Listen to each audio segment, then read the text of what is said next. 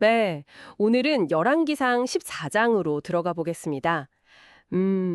이제 왕국이 나뉘고 나서 북쪽의 여로보암, 남쪽의 르호보암, 이 첫 왕들 이야기가 나오는데요. 시작부터 좀 극적이에요. 여로보암 아들이 병드니까 아내를 변장시켜서 선지자한테 보내는 장면이 나오거든요. 네, 그 실로의 아히야 선지자에게 보내죠. 맞아요. 근데 이 아히야라는 선지자가 예전에 여로보암한테 왕이 될 거라고 예언해줬던 바로 그 사람이잖아요. 그렇죠. 좋은 예언을 해줬던 사람인데 근데 왜 변장을 시켰을까요? 좀 떳떳하지 못했나? 아무래도 그랬겠죠. 베델이랑 단에 금송아지 세우고 나서 하나님 보시기에 이미 좀 악한 길로 가고 있었으니까요. 이제 와서 병든 아들 문제로 하나님 뜻을 묻기가 좀 면목이 없었을 거예요. 아, 약간 꼼수 같은 거였군요. 근데 선지자가 눈이 멀었다고 나오는데? 네, 나이가 많아서 눈이 어두웠다고 기록되어 있죠. 근데 하나님께서 여로보암 아내가 오는 걸 미리 다 알려주셨어요. 변장한 것까지도요. 와, 그러니까 문에 들어서는 발소리만 듣고도 여로보암의 아내여, 왜 다른 사람인 척하시오? 하고 바로 알아차린 거네요. 그렇죠. 인간의 어떤 계획이나 속임수도 하나님 앞에서는 그냥 다 드러난다는 걸 보여주는 장면이죠. 그러고 나서 나오는 예언이, 어휴, 정말 무서운데요? 네, 아주 준엄합니다. 하나님이 너를 높여서 왕으로 삼아줬는데 다윗처럼 내 명령 지키지도 않고 마음도 온전히 주지도 않고 오히려 이전 왕들보다 더 악을 행했다.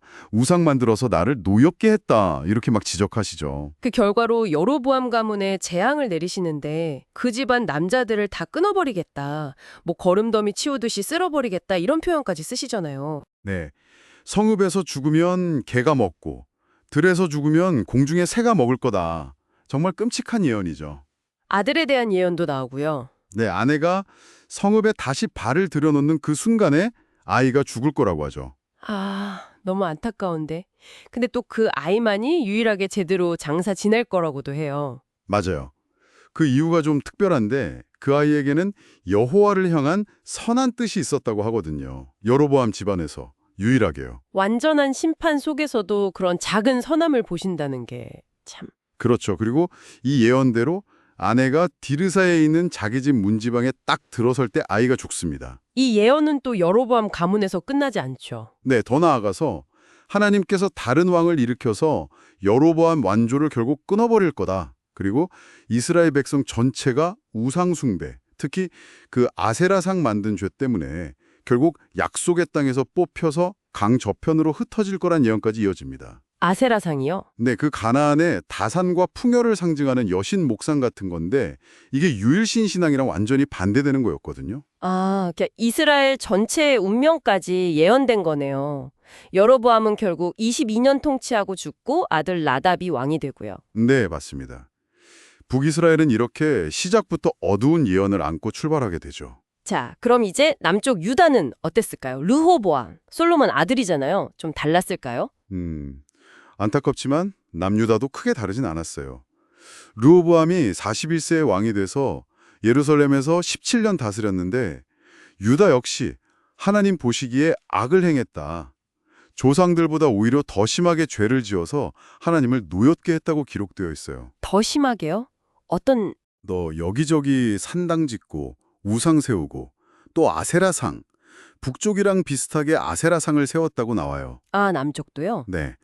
심지어 남색하는 자들, 그러니까 종교적인 성적 문란함과 관련된 그런 이방 풍습까지 있었다고 하니까 당시 영적 타락이 얼마나 심했는지 알 수 있죠? 이런 죄악 때문에 결국 그 이집트 왕 시삭이 쳐들어온 거군요. 그렇죠. 르호보암 5년째 되는 해에 시삭이 예루살렘에 공격해서 성전이랑 왕궁 보물을 싹 다 가져가 버려요. 특히 그 솔로몬이 만든 금 방패들, 그것까지 다요? 네, 그게 아주 상징적이죠. 솔로몬 시대의 그 엄청난 부와 영광을 보여주는 게 금 방패였는데 그걸 다 빼앗기고 대신 노쇠로 방패를 만들어서 왕궁 문 지키는 시위대 대장들한테 맡겼다고 나오거든요. 금 방패가 노방패로. 와, 이건 뭐. 네, 왕국의 위신이 그냥 확 떨어진 걸 보여주는 거예요. 겉모습은 어떻게든 유지해보려고 하지만 속은 이미 예전 같지 않다는 거죠. 르호보암이랑 여로보암 사이에는 또 평생 전쟁이 끊이지 않았다고도 하고요. 맞습니다. 결국 르호보암도 죽어서 다윗성에 장사되고 아들 아비암이 왕위를 잇게 되죠. 결국 들어보니까 북이스라엘의 여로보암이나 남유다의 르호보암이나 시작은 달랐을지 몰라도 결국은 하나님 앞에서 죄를 짓고 그 결과로 심판받고 또 외세 침략받고 비슷한 길을 가게 되네요. 네, 그게 핵심입니다.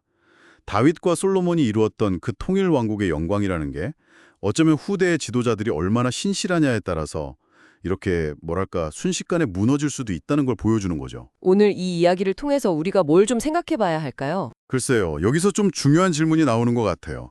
한 사람, 특히 지도자의 신실함 또는 그 불신앙이 그냥 그 개인의 문제로 끝나는 게 아니라 공동체 전체, 또 나라 전체의 운명에까지 얼마나 큰 영향을 미치는지 그 책임감의 무게랄까요? 그런 파장에 대해서 좀 깊이 생각해 볼 필요가 있지 않나 싶습니다. 지도자의 선택과 책임. 네, 이 질문을 여러분께서 한번 잘 곱씹어 보시면 좋겠습니다.